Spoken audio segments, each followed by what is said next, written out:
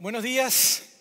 Para mí siempre es un privilegio, un placer poder subirme a este estrado y poder compartir lo que Dios habla a mi corazón. Siempre al momento de prepararme, pido que el Señor pueda usar mis palabras y mi voz, mi experiencia quizás también, pero sobre todo que sea su Espíritu Santo el que hable a través de mí. Y en esta mañana lo que quiero compartir, lo estuve reflexionando durante varias semanas desde que supe que estaría aquí frente a ustedes. Es un tema que el Señor puso a mi corazón, pero en el cual también estoy desafiado, así que sé que Dios está hablando a mi corazón, lo sigue haciendo, y yo espero que también lo haga con cada uno de ustedes en esta mañana. Y hoy quiero hablarles de desiertos. Y el título de esta reflexión se llama Vida en el desierto. No sé si algunos de ustedes han tenido la oportunidad de estar alguna vez en algún desierto. ¿Sí? Ahí están levantando la mano. ¿Alguno ha acampado en un desierto? Ay, por ahí, mira, ha puesto su carpita en un desierto. Quizás alguno de ustedes se ha perdido en un desierto. Mira, por allá mira, veo varias manos levantadas, por lo menos 5 personas que se han perdido en el desierto. Hay personas aquí que son del norte del país, de la región de Atacama, Arica, Antofagasta. Aquí, por allá veo unas manos levantadas. Y quiero decirles que los desiertos son lugares asombrosos. Por lo menos los paisajes del norte de Chile, que ahí van a ir apareciendo en sus pantallas, son maravillosos. Hace, creo que como 2 años atrás, tuve la oportunidad de ir con los jóvenes de esta iglesia a un proyecto de servicio en Iquique. Y allí fue mi primer encuentro con un desierto. Para los que me conocen saben que vengo de Venezuela, del trópico, y crecí en la selva nublada del norte de Venezuela. Así que hay lluvia durante todo el año y hay verde por todas partes. Así que cuando yo estaba en este proyecto de servicio y tuvimos la oportunidad de salir a las afueras de la ciudad, y yo veía esas montañas, esas dunas con todos los tonos de café, y mientras iba en el auto, quisimos ir a un paseo, pero después se nos complicó.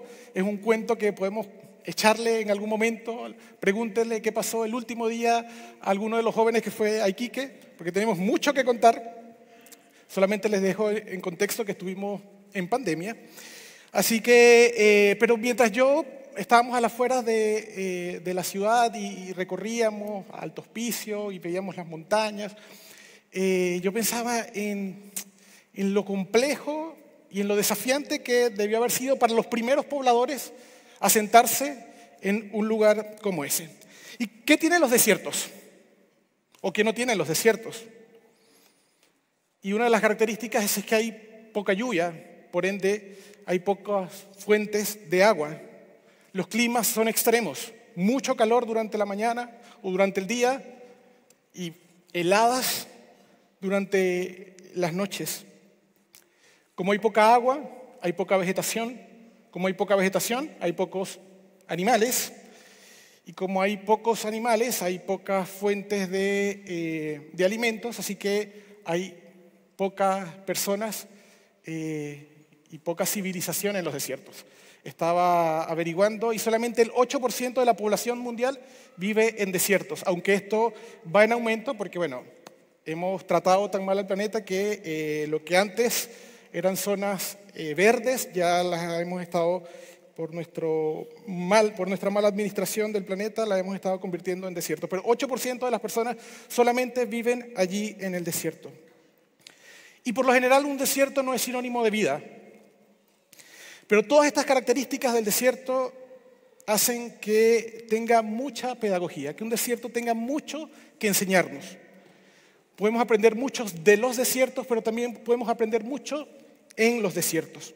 Y si revisamos la Biblia desde el Génesis hasta el final, nos daremos cuenta de que Dios es un Dios muy pedagógico con los desiertos. Hay muchos encuentros especiales de Dios con personajes, con hombres, con mujeres en los desiertos. Podemos recordar rápidamente a Israel dando vueltas en el desierto de la península del Sinaí durante 40 años, pero un poquito antes quizás también podemos pensar en Abraham, que tuvo que dejar su tierra a ir a una tierra prometida que él no había visto y que tuvo que cruzar todo el desierto. A Agar, ¿recuerdan a Agar? Huyendo con su hijo al desierto y allí tuvo un encuentro especial con el Señor.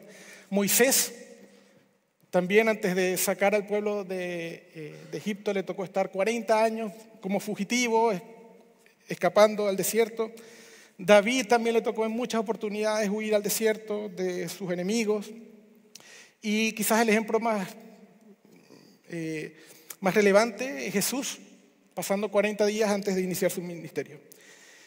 Y David utiliza el desierto y la sequía para ilustrar muchas veces lo que sucede en nuestro interior. No solamente es experimentar el desierto de manera física, sino que también hay cosas que suceden en nosotros que nos hacen sentir como un desierto. Y David escribía: oh Dios, tú eres mi Dios, de todo corazón te busca. Mi alma tiene sed de ti, todo mi cuerpo te anhela en esta tierra seca y agotada donde no hay agua. En otro salmo dice: mi corazón está herido y seco como la hierba, por lo cual me olvido de comer mi pan. Mis días son como sombras que se van y me he secado como la hierba. Y para nosotros hoy, un desierto también puede representar lo que estamos viviendo por dentro. Quizás no estamos en Atacama, quizás no estamos allá en el norte de Chile, pero las temperaturas de nuestro corazón, lo que pasa en el interior, el silencio, la espera, las pausas en nuestros proyectos, la frustración por los objetivos no alcanzados, el dolor de la separación, del luto, de la pérdida, puede estar indicándonos, es un termómetro que puede estar indicando que estamos atravesando un árido desierto. ¿Estás en medio de un desierto emocional, financiero, familiar, un desierto de propósito? Y hoy quiero que descubramos o que veamos en la palabra de Dios dos tipos de desiertos. Uno, al que Dios nos llama como parte de su trato especial con cada uno de nosotros. Pero también hay desiertos a los que huimos y a donde nos escondemos producto de nuestras propias y equivocadas decisiones. Estos dos tipos de desiertos estuvieron presentes en la vida de uno de los hombres más impresionantes del Antiguo Testamento, y es Elías. Y yo les voy a invitar a que busquen en sus Biblias, los que trajeron Biblias, sea en papel, sea en su dispositivo electrónico, el primer libro de Reyes, capítulo 17. Vamos a tener esta primera lectura del 1 al 8. Para ponerles en contexto, Elías fue un profeta de Dios que, según nos relata el libro de Reyes, apareció como de la nada, en una época donde el reino de Israel había llegado como al colmo de la idolatría, del paganismo y de la rebeldía contra Dios. Y todo esto impulsado por el malvado rey Acab y su terrible esposa Jezabel. Y leemos en Primera de Reyes, dice: ahora bien, Elías, quien era de Tisbe en Galaad, le dijo al rey Acab: tan cierto como el Señor vive, el Dios de Israel, a quien sirvo, no habrá rocío ni lluvia durante los próximos años, hasta que yo dé la orden. Después el Señor le dijo a Elías: vete al oriente y escóndete junto al arroyo de Kerit, cerca de su desembocadura en el río Jordán. Bebe del arroyo y come lo que te den los cuervos, porque yo les he ordenado que te lleven comida. Entonces Elías hizo lo que el Señor le dijo y acampó junto al arroyo de Kerit, al oriente del Jordán. Los cuervos le llevaban pan y carne por la mañana y por la noche, y él bebía del arroyo. Sin embargo, poco después, el arroyo se secó porque no había llovido en ninguna parte del reino. Luego el Señor dijo a Elías: vete a vivir a la aldea de Sarepta, que está cerca de la ciudad de Sidón. Yo le he ordenado a una viuda de allí que te alimente. Como les dije, Elías era un recién aparecido, nadie al parecer lo conocía, no hay señales de él previo a este pasaje en el libro de Reyes, y se presenta ante Acab a hablarle con autoridad y a decirle que producto del pecado, producto de la terrible situación moral y religiosa, idolátrica que veía su nación, iba a dejar de llover porque él así lo iba a ordenar de parte de Dios. Pero lo que ocurre después es bastante sorpresivo, puesto que este ministerio que estaba comenzando Elías con esta anunciación de esta paralización de la lluvia era como el comienzo de cosas muy grandes que al parecer Dios iba a hacer con Elías, y quizás no sé cómo el rey Acab habrá tomado esta noticia, no nos relatan muy bien las escrituras, quizás lo tomó por loco, quizás no le dio importancia, pero allí cuando estaba iniciando su ministerio, Dios le pide que vaya y se esconda en un lugar bastante inhóspito como era el arroyo de Querit. Está al oriente del río Jordán y los estudiadores de la Biblia dicen que era un lugar de muchos acantilados donde se escondían los fugitivos que huían de Samaria, los ladrones. Así que a ese lugar Dios envía al profeta Elías, a un lugar inhóspito, muy desértico también, del oriente del río Jordán. ¿Y por qué lo lleva hasta allá? Si está iniciando, si la lluvia finalmente se paralizó, ¿por qué lo lleva hasta allá? Si está iniciando su ministerio. Y podemos ver, por favor, la próxima, que el Señor lleva a Elías para enseñarle a depender del poder de Dios y no en sus propios recursos. Recién leíamos que Elías recibió alimento ¿de quién? De cuervos. ¿Y quién envió estos cuervos? Dios. Los desiertos, amigos, amigas, son el lugar propicio para entender que no dependemos de nuestras propias fuerzas, sino que necesitamos de algo mayor. Nuestros recursos, nuestra preparación, nuestra capacitación en los desiertos de nuestra vida muchas veces son insuficientes.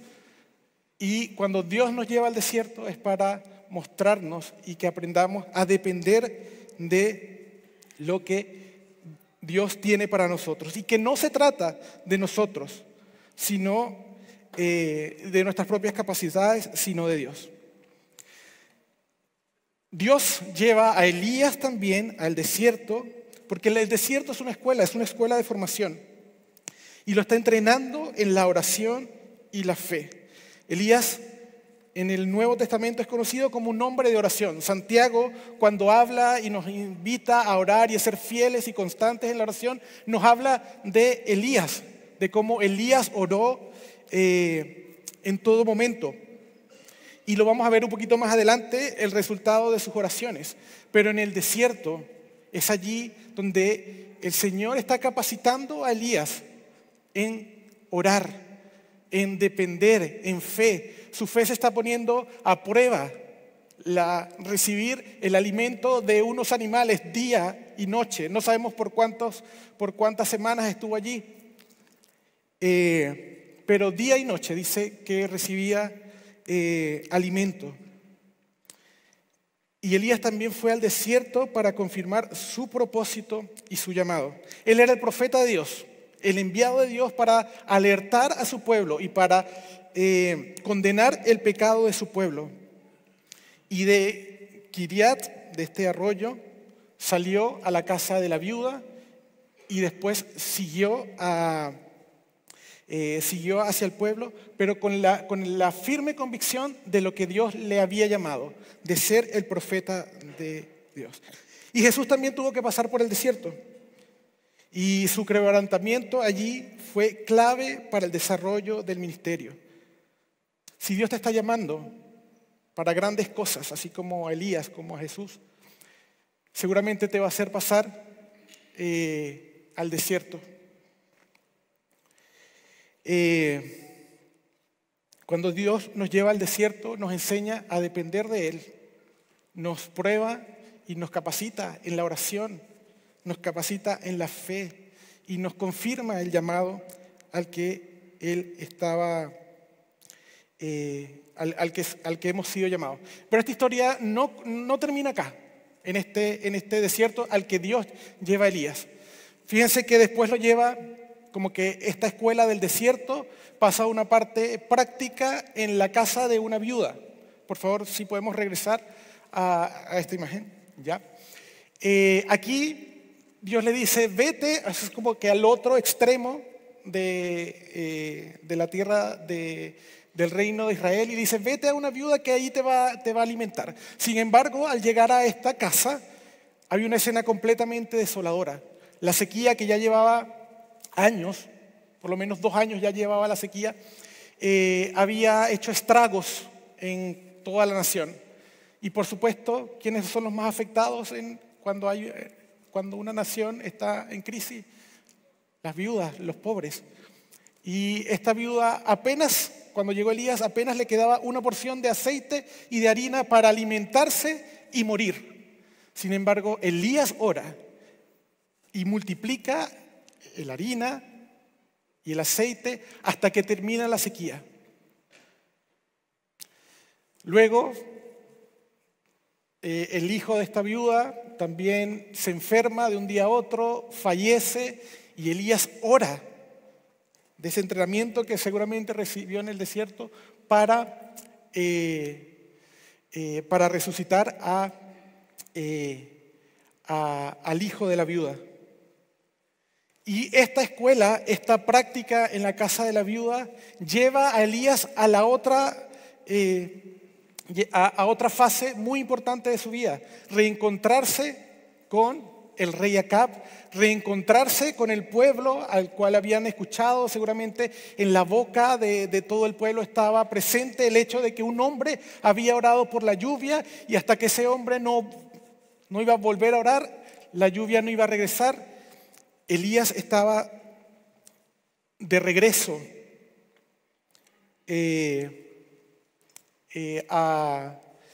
con su pueblo y con el rey Acab. Y resumiendo un poquito la historia, Elías se encuentra nuevamente con Acab y le dice que llame a sus profetas. Que llame a sus profetas y que vamos a poner a prueba quién es el Dios verdadero. Si el Dios Baal, a quien sirven estos profetas, o el Dios a quien sirve Elías. Y ahí Elías hizo un plan y dijo, ustedes van a hacer un altar y van a poner allí un toro, lo van a descuartizar y van a invocar a su Dios. Si su Dios envía fuego, su Dios es verdadero. Y yo voy a hacer lo mismo y voy a poner el toro, y si mi Dios es verdadero, Él va a enviar el fuego. Así que los profetas de Baal hicieron un espectáculo, danzaron, se cortaron con sangre, invocaron a su Dios y no pasó nada. Elías hace lo mismo, pero le agrega un poquito más de pasión a la cosa y le pone agua y dice, arrójenle agua. Y llenó de agua todo el lugar, el toro, y oró e invocó el nombre del Señor, y el fuego devoró todo y consumió todo el altar que estaba allí. Y esto produjo que el pueblo dijera, wow, tu Dios es el Dios verdadero. Y necesito, por favor, que pasen. Nos hemos retrasado un poquito las láminas. El siguiente. Ya. La siguiente, por favor. Siguiente. Ya. Bien. Elías, finalmente, después de haber terminado y el pueblo haber dicho, sí, tu Dios es el Dios verdadero, Elías lleva a todos los profetas y los mata, y luego de eso ora al Señor y le pide que vuelva la lluvia, y la lluvia regresó. Sin embargo, la historia no termina acá, es una historia larga, pero una historia apasionante, y les voy a invitar a que nuevamente busquemos ahora en Primera de Reyes 19. Ahora vamos a ir del 19, del 1 al 8. Primera de Reyes 19, del 1 al 8.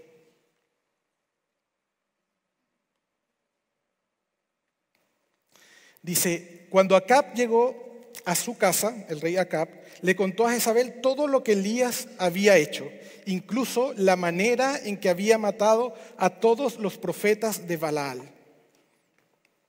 Entonces Jezabel le mandó este mensaje a Elías: que los dioses me hieran e incluso me maten si mañana a esta hora yo no te he matado, así como tú los mataste a ellos. Elías tuvo miedo y huyó para salvar su vida. Se fue a Beerseba, una ciudad de Judá, y dejó allí a su sirviente. Luego siguió solo todo el día hasta llegar al desierto. Se sentó bajo un solitario árbol de retama y pidió morirse. Basta ya, Señor, quítame la vida, porque no soy mejor que mis antepasados que ya murieron. Entonces se acostó y durmió debajo del árbol. Mientras dormía, un ángel lo tocó y le dijo: levántate y come. Elías miró a su alrededor y cerca de su cabeza había un poco de pan horneado sobre piedras calientes y un jarro de agua. Así que comió y bebió y volvió a acostarse. Entonces el ángel del Señor regresó, lo tocó y le dijo: levántate y come un poco más. De lo contrario, el viaje que tienes por delante será demasiado para ti. Entonces se levantó, comió y bebió, y la comida le dio fuerza suficiente para viajar durante 40 días y 40 noches hasta llegar al monte Sinaí, la montaña de Dios. Allí llegó a una cueva donde pasó la noche.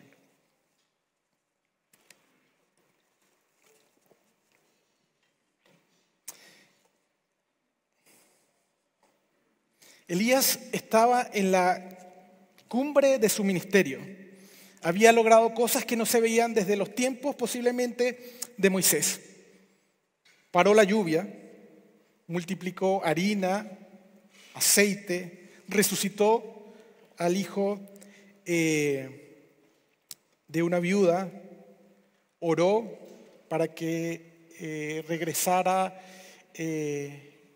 la lluvia, la lluvia volvió, destruyó, mató a los profetas falsos que habían en la tierra de Israel. Y ahora se derrumba frente a la amenaza de una malvada mujer. Elías tuvo miedo, y es natural tener miedo. Todos tenemos permiso para tener miedo, pero en vez de clamar a Dios y recordar lo grande que es Él, dejó que su mente se nublara con lo grande de la amenaza y con lo grande de su problema. Uno de los primeros errores fue que abandonó a quien le acompañaba y decidió irse al desierto en soledad. A diferencia de Kiriat, donde Dios lo lleva, aquí Elías se dirige a este desierto por su propia decisión. No fue Dios quien lo llevó al desierto.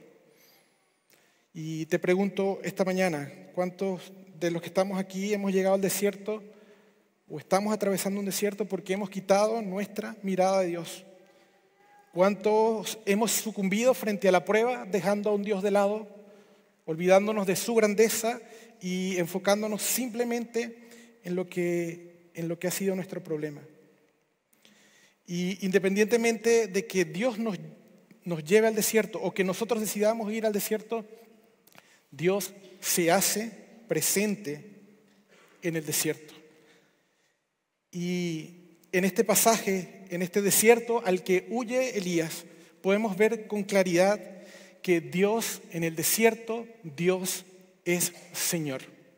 Él conoce cada rincón del desierto donde se encontraba Elías.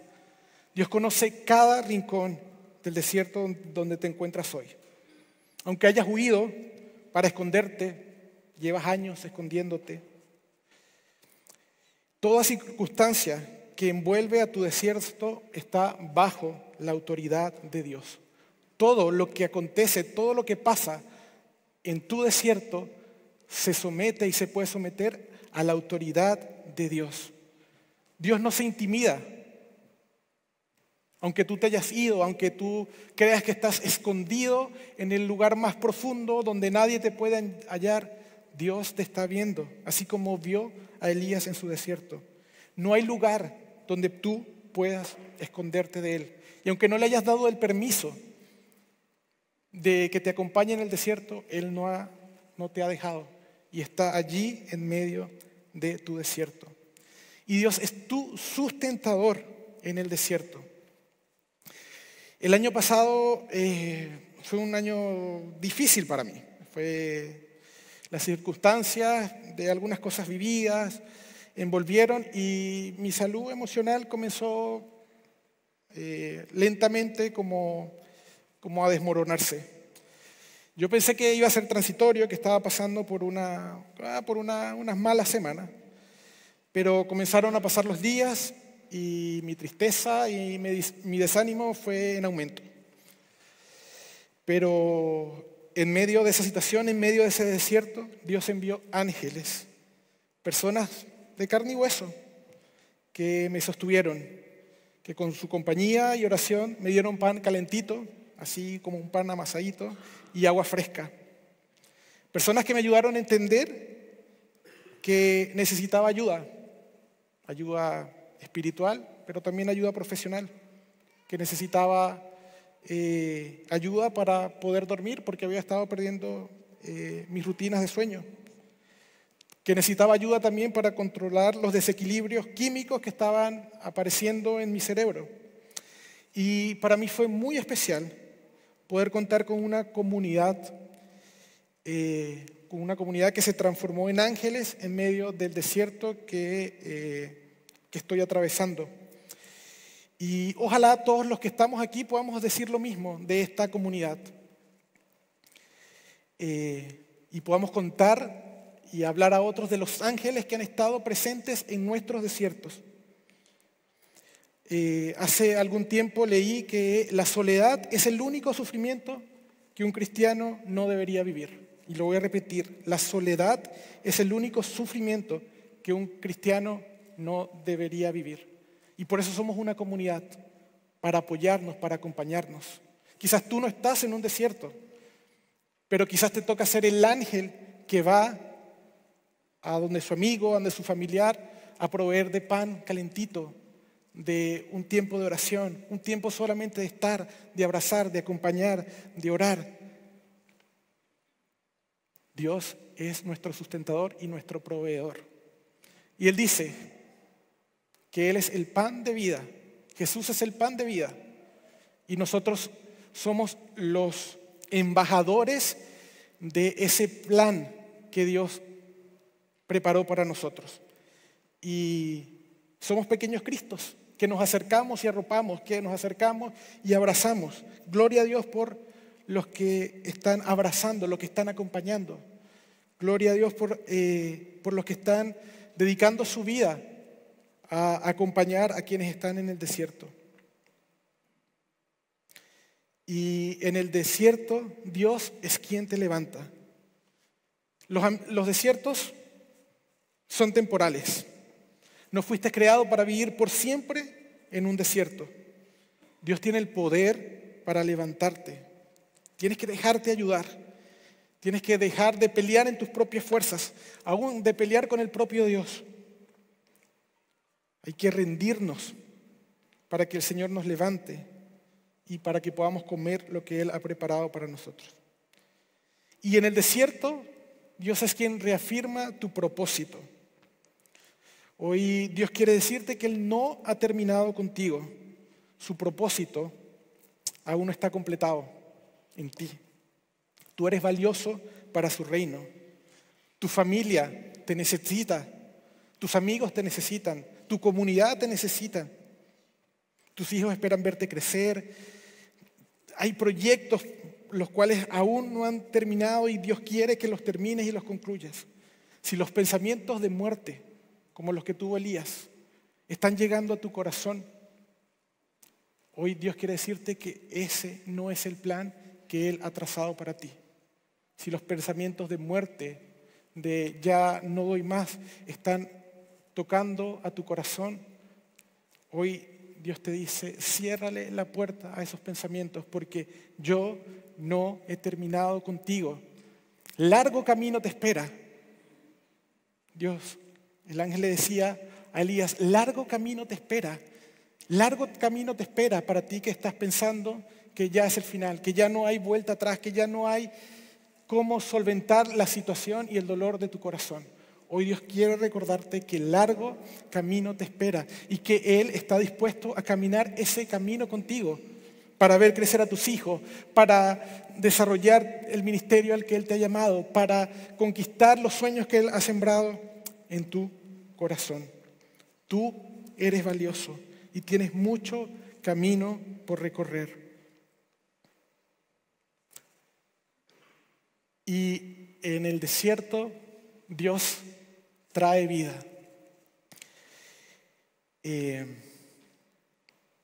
Dios trae vida en el desierto. Y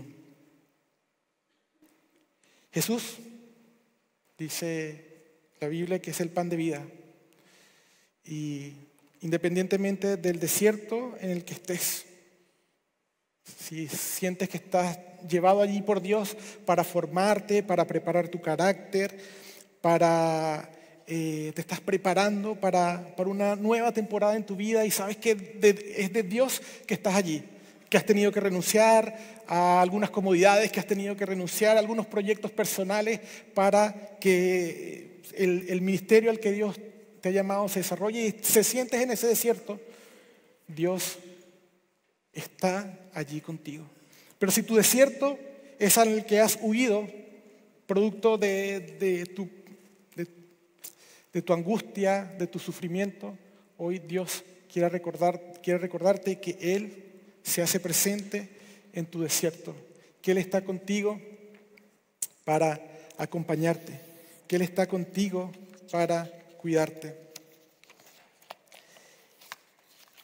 Y quiero cerrar y voy a invitar a los músicos con el Salmo 107, algunos versículos del Salmo 107, que nos recuerda que Dios se hace presente en nuestros desiertos. Dice, alabad a Jehová porque Él es bueno, porque para siempre es su misericordia. Digan los redimidos de Jehová, los que ha redimido del poder del enemigo y los has congregado de las tierras, del oriente, del occidente, del norte, del sur.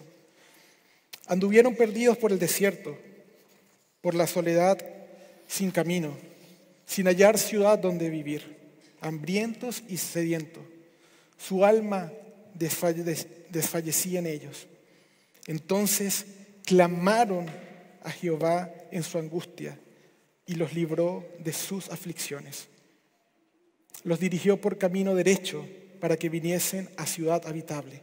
Alaben la misericordia de Jehová y sus maravillas con los hijos de los hombres, porque sacia al alma menesterosa y llena de bien al alma hambrienta. Después en el 35 dice, vuelve el desierto en estanques de agua y la tierra seca en manantiales. Allí establece a los hambrientos y fundan ciudades en donde vivir. Siembran campos y plantan viñas y rinden abundante fruto. Los bendice y se multiplican en gran manera y no disminuye su ganado. Señor, yo quiero darte muchas gracias por tu palabra, porque es un espejo de lo que ocurre, Señor, en nuestras vidas, de lo que ocurre, Señor, en lo profundo de nuestro interior. Señor, hoy tú nos has hablado, Señor, de que podemos estar en un desierto. No estamos salvos de eso.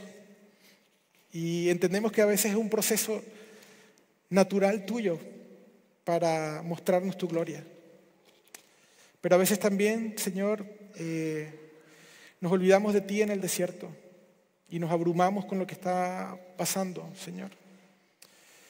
Y gracias por recordarnos, Señor, que tú traes vida en nuestros desiertos.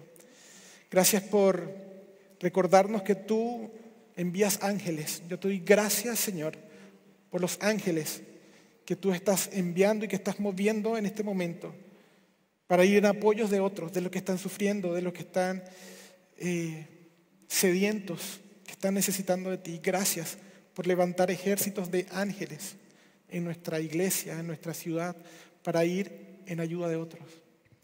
Gracias, Señor. Gracias, Señor, porque aún en el desierto tú te haces presente y reconfirmas nuestro propósito. Gracias porque hoy vienes a decirnos que no has terminado con nosotros. Que no has terminado, Señor, con nosotros y que tu plan para nosotros es plan de vida, es plan de futuro y plan de esperanza, Señor. Y te damos gracias, Señor. Y gracias por este tiempo, gracias por tu palabra. Gracias, Señor. Oro, Señor, para que con sabiduría, Señor, podamos entender tu palabra, pero con poder, Señor, podamos vivirla, Señor, al salir de este lugar. En Cristo Jesús, te doy muchísimas gracias. Amén.